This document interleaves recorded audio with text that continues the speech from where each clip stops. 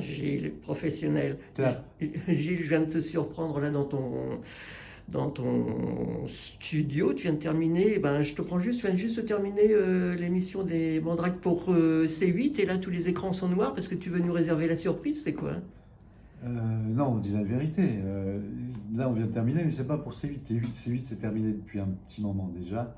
Mais on vient de terminer d'autres programmes qui viendront après sur Olympia TV, où on a pris un énorme plaisir parce que ça permet de montrer beaucoup de numéros très très artistiques de la magie. Peut-être un peu moins populaire, mais très très artistique pour les gens qui aiment le spectacle en Là, général. on va évoquer Les 30 ans. les 30 ans Ouais. pour C8. Pourquoi ce Absolument. programme? Bah, c'est une raison logique. En fait, l'émission des Mandrakes 2020, c'est ça. À force de passer de l'un à l'autre, je ne sais plus, a vraiment très très bien marché puisqu'elle est montée sur le podium des 3 plus gros scores d'audience de la chaîne en divertissement sur le créneau jour.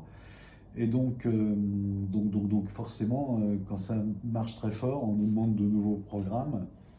Et donc, du coup, comme on était dans la 31e année, donc j'ai 30 ans de Mandrake d'Or et j'ai eu l'idée de me voyager dans le temps, de me balader au travers des 30 années des Mandrakes d'Or et de créer un programme spécifique où on va retrouver quelques documents d'archives et puis des numéros récents et des numéros très anciens, donc qui permettent de voir à la fois l'évolution de la magie et de retrouver des monstres sacrés, mais vraiment des monstres sacrés de l'art magique. En fait, ceux qui rentrent quelque part, ce qu'on a mis dans le programme des 30 ans des Mandrakes d'Or, sont probablement des magiciens qui rentrent dans l'histoire de la magie pour toujours. Comment tu les as sélectionnés? Parce que on l'a évoqué pour le bouquin, près de 300 numéros, Oui, plus 300 de 300 même. magiciens. Comment tu as pu sélectionner ces artistes, ces numéros?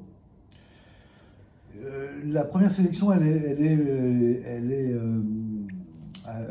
par la mémoire tout simplement logique.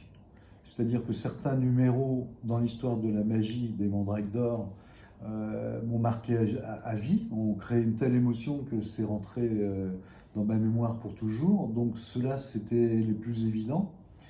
Et puis d'autres, en fait, je veux dire, il y a 30 ans de Mandrake d'Or, c'est 30 bandes d'une heure et demie.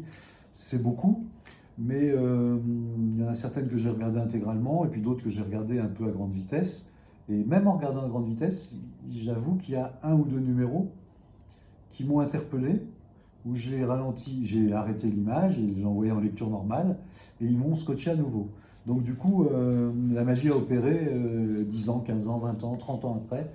Et donc du coup, on se retrouve avec des numéros de 1990 jusqu'à 2020. Et c'est un bonheur de retrouver une diversité d'artistes, d'émotions, d'univers totalement différents. J'ai toujours dit d'ailleurs que si je faisais un bout à bout des 31 Mandrakes d'Or, vraiment un bout à bout, et qu'on regarderait pendant 3 jours dans une salle de visionnage, la particularité des Mandrakes, c'est que quasiment aucun numéro ne ressemble à aucun autre. Alors, ce qu'il faut dire, c'est pas qu'un simple best-of. Ce programme est vraiment produit. Oui, c'est pas un best-of, c'est un programme où on voyage au travers de 30 années. Donc Charlotte et Maxime ont des plateaux de lancement et puis on voyage dans le temps.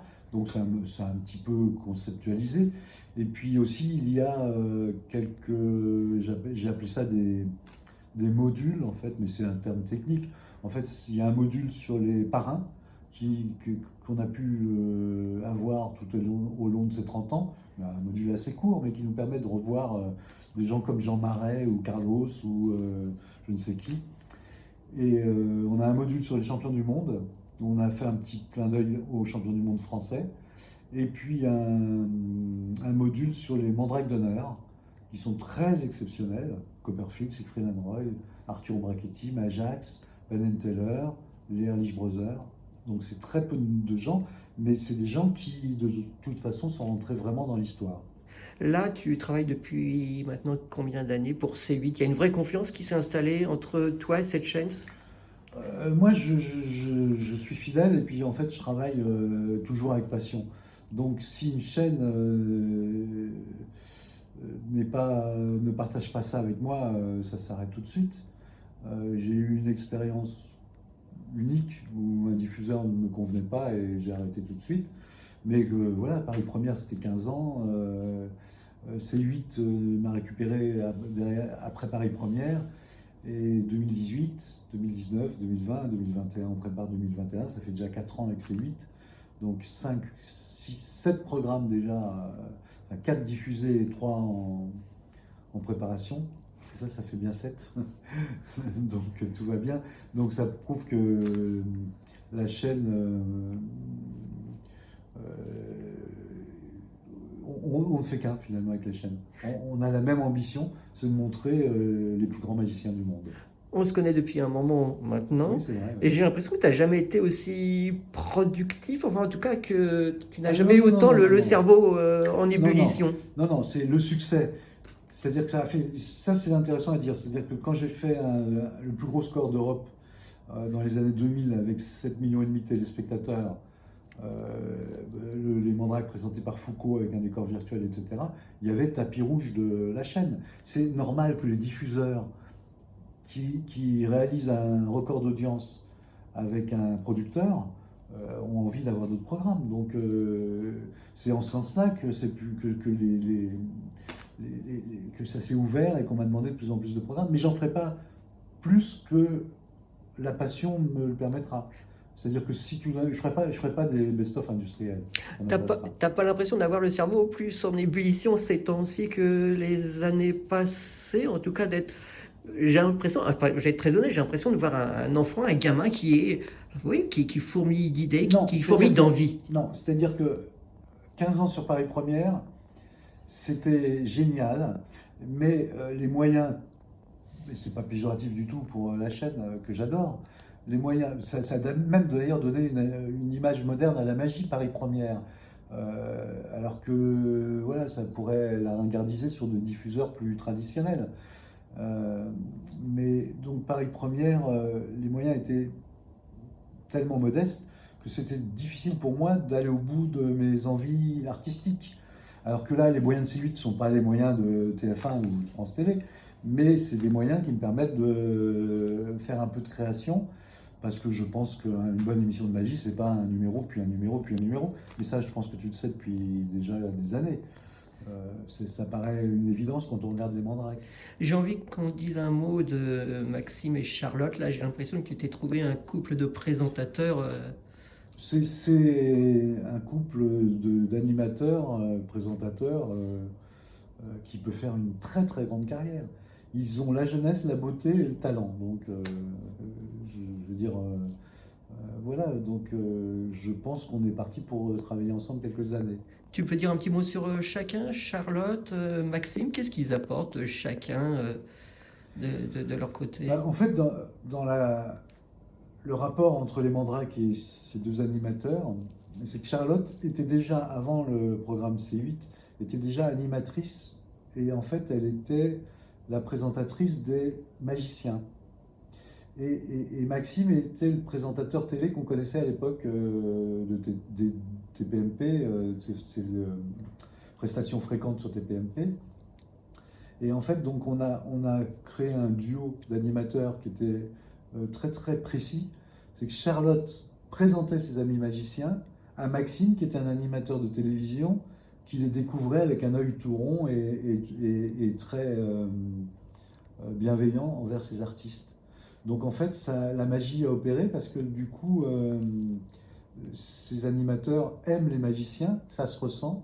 Et donc, du coup, tout est bienveillant dans le programme. En tout cas, c'est notre volonté. Là, pour conclure, si tu devais me donner envie de regarder cette soirée, tu dirais quoi? On peut déjà rappeler et dire la date de diffusion, l'horaire. 19 juin 21h sur C8. 19 juin 21h sur C8. 30 ans de Mandrake d'Or. Pourquoi regarder ce programme? Eh bien, écoutez, je ne sais pas. Ce que je peux vous dire, c'est que c'est comme je serais prêt à parier tout ce que vous voulez, que si vous le regardez vraiment, et vous allez vraiment kiffer. Ça, je peux vous le dire.